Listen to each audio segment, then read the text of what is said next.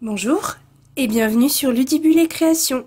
Nous nous retrouvons aujourd'hui, en ces derniers jours de juillet, pour notre dernier opus de Noël en juillet. Nous avons toujours besoin, et à Noël encore plus, de pochettes cadeaux dans lesquelles glisser un billet, un chèque, un ticket pour un concert ou un spectacle. C'est donc ce que je vous propose de réaliser ensemble aujourd'hui. Notre pochette cadeau se présente comme ceci, avec un joli nœud qui la maintient fermée, ainsi qu'un joli tag avec le pour, où il nous suffira d'indiquer son ou sa destinataire, avec aussi un feuillage tout en transparence. Pour l'ouvrir et éviter de refaire le nœud à chaque fois, on le fait tout simplement glisser sur le côté et on découvre l'intérieur. Tadam! Ici en haut, de nouveaux feuillages accompagnent le message Joyeux Noël. Et ici en bas, j'ai glissé un billet, mais vous voyez que si je le retire, j'ai également une petite carte comme ceci où on pourra apposer notre plus belle plume pour laisser un message à notre destinataire. Alors, cette pochette cadeau te plaît? Reste bien avec moi pour découvrir comment la réaliser. Pour ce faire, nous allons avoir besoin du lot Golden Greenery, le set de tampons ainsi que les poinçons coordonnés, également du lot Souhait des fêtes, toujours le set de tampons et les poinçons étiquettes coordonnées. Et on ne change pas une équipe qui gagne puisque ce sont les papiers imprimés que j'ai utilisés tout au long de ce mois de juillet. Il s'agit du papier de série design spécialité de verre et d'or. Et je sais, vu de vos commandes, que je ne suis pas la seule à l'adorer avec ses magnifiques reflets dorés. Il est vraiment magnifique. Et du coup, pour réaliser la pochette ensemble, on va utiliser celui-ci. Et enfin, le dernier élément, ce sont ces magnifiques papiers vélins. Donc, on va utiliser celui-ci avec les feuillages comme ceci. Maintenant, voici les mesures pour nos papiers. Pour commencer, notre base, elle mesure 18 cm par 26 cm. Et ici, j'ai choisi cerise carmin. Ensuite, dans nos papiers imprimés, nous avons besoin de deux morceaux identiques de 8 cm par 17,5 cm et deux morceaux toujours 17,5 cm, mais cette fois par 4,5 cm. Si vous avez un sens à votre papier, sachez que la largeur de notre pochette, ce sont les 17,5. Et enfin, dans notre papier vanille, nous avons besoin d'un morceau de 7,5 par 16 cm et d'un morceau de 8 cm par 17,5 cm. Maintenant que nous avons tous nos éléments, c'est parti pour la création. On va pouvoir commencer par faire toutes nos découpes et nos tamponnages. Alors là, vous voyez, j'ai disposé toutes mes découpes sur les éléments à découper. Donc cette étiquette en cerise carmin, celle-ci en vanille et enfin un branchage dans mon papier vélin. Je découpe tout ça et on se retrouve juste après.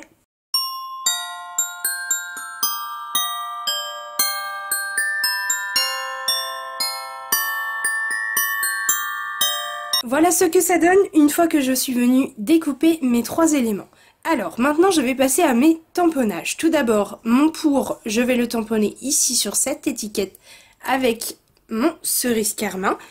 Et également, je vais m'occuper de tamponner ces deux morceaux. Alors, le plus grand, on va le tamponner. Le plus petit, on va y faire, celles qui viennent en atelier avec moi, vous savez ce que je vais dire, des petits zigouigouis, c'est-à-dire des petits détails que l'on va faire à main levée avec nos marqueurs Stampin' Right, ici, cerise carmin. Donc tout d'abord, je vais faire mon tamponnage ici sur mon étiquette et mes petits zigouigouis ici. Et on se retrouve ensuite pour faire les tamponnages ici.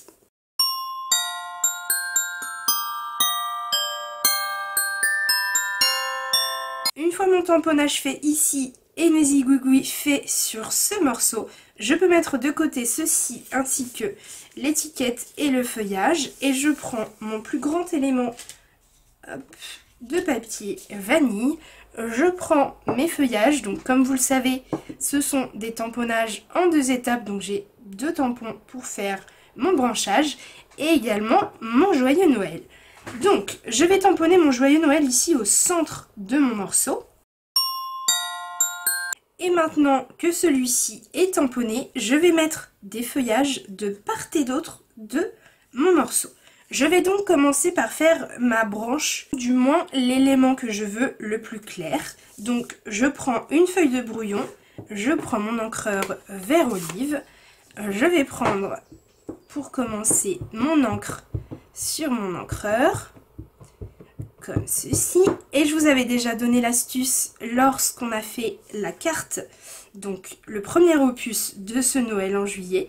Mais pour avoir un tamponnage un peu plus clair que le vert olive de base, je viens tout simplement tamponner une première fois sur mon papier brouillon et ensuite je viens tamponner sur mon élément. Ce qui fait que j'ai une couleur moins foncée que le vert olive de base, puisque après je viendrai mettre les détails en vert olive. Donc je fais ça pour chaque branchage que je souhaite et ensuite je viendrai amener les détails avec ce tamponnage en tamponnant en première génération.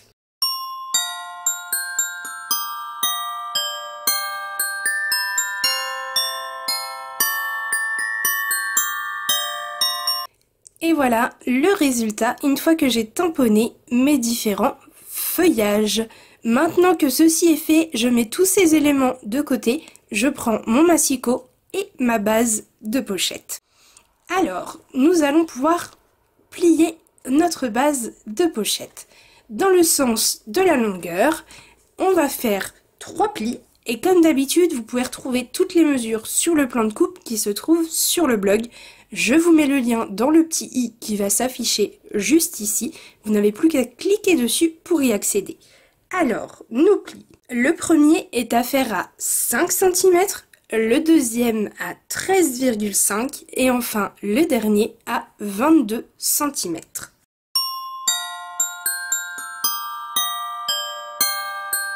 Maintenant que tous mes plis sont faits, je vais prendre un crayon et une règle. Ici, j'ai mon plus petit rabat, donc c'est-à-dire que j'ai le moins large ici en haut et j'ai le plus large ici en bas. On va commencer par le moins large et on va faire une marque de crayon au centre. Donc comme on a un morceau qui fait 18 cm, on va faire une petite marque à 9 cm ici en haut. Ok. Ensuite, hop, on se met dans ce sens et au niveau de notre marque de crayon, on va aller chercher 1 cm du bord haut du papier. Donc hop, je fais une petite marque de crayon juste ici. Ok, donc ça c'était pour le morceau le moins large. On va prendre l'autre côté. Même chose, on va aller chercher le centre, donc 9 cm. Mais cette fois-ci, on n'est pas obligé de faire une grosse marque, juste une petite ici, c'est tout, et pas plus en bas. Ok. Par contre, on va aller chercher de chaque côté, donc ici et ici, on va aller chercher également le centre, à savoir 2,5. Hop, on fait une petite marque ici, et on fait la même ici en bas. Donc on se place au bord du papier ici, et on cherche 2,5 et on fait une marque de crayon.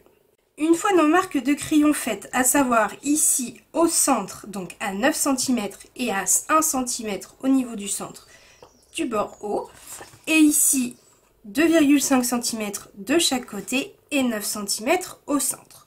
On peut reprendre notre coupe papier et on va placer donc là le côté le plus large, là où on a fait nos marques sur les côtés et au centre. On va placer la marque du centre dans la ligne de coupe du massicot. Ok, et également la marque d'un de nos côtés dans la ligne de coupe du massicot. Une fois que tout est dans la ligne de coupe, hop, et bien je viens couper comme ceci. Je fais la même chose de l'autre côté, donc je mets ma marque de pli dans la ligne de coupe, également toujours ici la marque de crayon et je viens couper. Et voilà ce que ça nous donne. C'est parfaitement ce que l'on souhaite, donc c'est super. Maintenant, hop, on reprend notre règle et on va s'occuper ici de ce morceau. Et tout simplement, on va venir prendre la petite marque ici de crayon et on va prendre également le haut ici du papier. On trace, même chose par ici, donc ici le bout du papier et ma marque de crayon. On trace comme ceci, ça nous donne ceci. Et bien tout simplement là avec le massicot ça va être trop compliqué, donc on va le faire avec la paire de ciseaux et on va tout simplement couper en suivant les deux lignes que l'on vient de faire avec notre crayon. Et voilà ce que ça nous donne, donc ça nous forme l'encoche parfaite pour après glisser notre billet à l'intérieur. Avant de faire la suite, je n'oublie pas de gommer mes petites traces de crayon si elles sont encore visibles. Une fois nos marques de crayon gommées, on prend nos deux morceaux de papier imprimé les plus petits.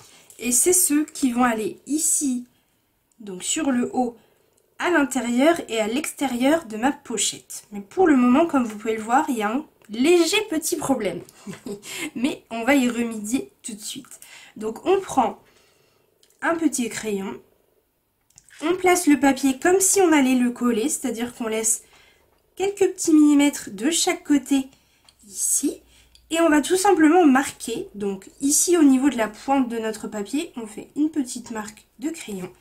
Ici au niveau du bord, on fait également une petite marque. Et même chose juste ici, une petite marque de crayon au niveau du bord du papier.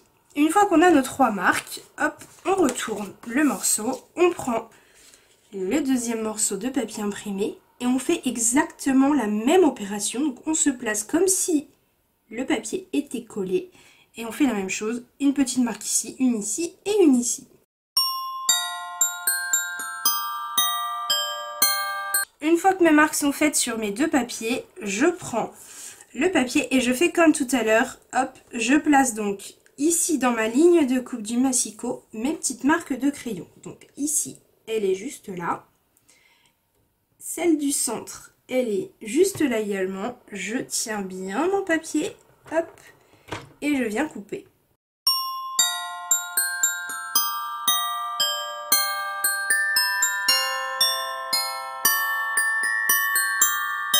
J'ai répété l'opération sur les deux morceaux pour chaque marque de crayon. Vous voyez maintenant, ils vont s'adapter parfaitement comme ceci. Super.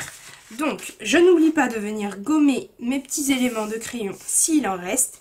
Et ensuite, je vais pouvoir donc coller celui-ci juste ici, l'autre à l'extérieur de la pochette, mais également ce morceau juste ici au milieu. Et ensuite, à l'arrière, comme ceci, mes deux morceaux de papier imprimé. Donc je fais tout ça et on se retrouve juste après.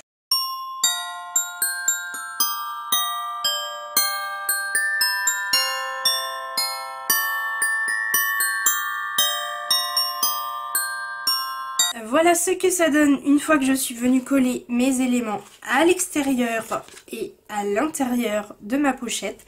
J'ai oublié de préciser, mais quand vous collez vos morceaux ici, si jamais vous avez un sens à votre papier, faites bien attention que celui-ci soit vers le haut et également celui-ci, quand vous retournez, soit vers le haut aussi. Je suis venue également appuyer tous mes plis avec mon plioir et maintenant que j'ai ma pochette qui se trouve comme ceci, je vais tout simplement ici en bas mettre un petit liseré de colle de chaque côté et venir rabattre comme ceci pour obtenir justement la pochette où glisser notre billet. Là, j'ai mis mon petit liseré de colle de chaque côté. Comme on a juste un petit peu de colle, on reste bien appuyé le temps que la colle adhère bien. On n'hésite pas aussi à mettre un petit coup de plioir de chaque côté, comme ceci. Une fois que c'est bien collé, on va pouvoir prendre hop, notre morceau comme ceci et le glisser à l'intérieur. Voilà. On peut refermer notre pochette. On va prendre notre joli ruban. Mais avant de refermer, on va coller notre étiquette. Donc, pour cela, je reprends mon petit escargot.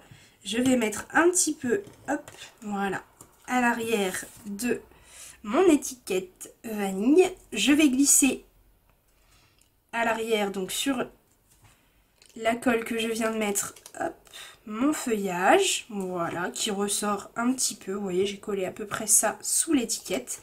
Et je vais coller l'étiquette sur mon autre étiquette, donc cerise. Je vais la décaler un petit peu. Voilà. Hop. Comme ceci. Et je vais mettre, hop, sur mon feuillage, mes petites baies autocollantes. Donc, une ici et une ici. Je les trouve vraiment géniales, ces éléments-là de décoration, les petites baies, je trouve ça vraiment magnifique. J'en prends également une toute seule que je vais glisser juste ici. Maintenant que mon tag est prêt, je vais pouvoir fermer ma pochette en glissant mon petit tag dans mon ruban. Donc je referme ma pochette, je prends mon ruban, je le glisse donc bien droit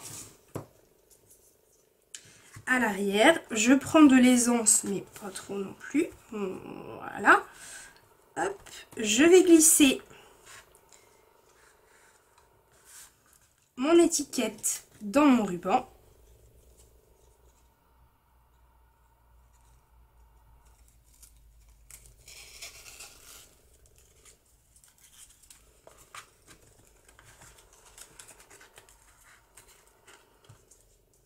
voilà, comme ceci, c'est parfait. Et ensuite, je n'ai plus qu'à faire mon nœud.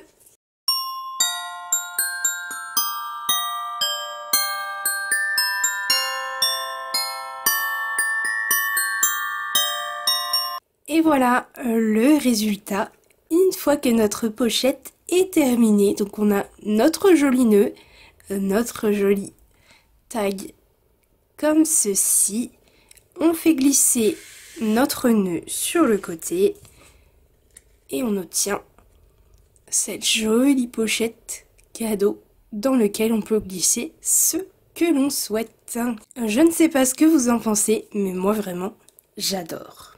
Merci beaucoup d'avoir regardé cette vidéo. Si vous avez aimé ce projet, n'oubliez pas de mettre un pouce en l'air sous celle-ci pour me le montrer. Puis avant de se quitter, dites-moi dans les commentaires quelle est votre version préférée de notre jolie pochette.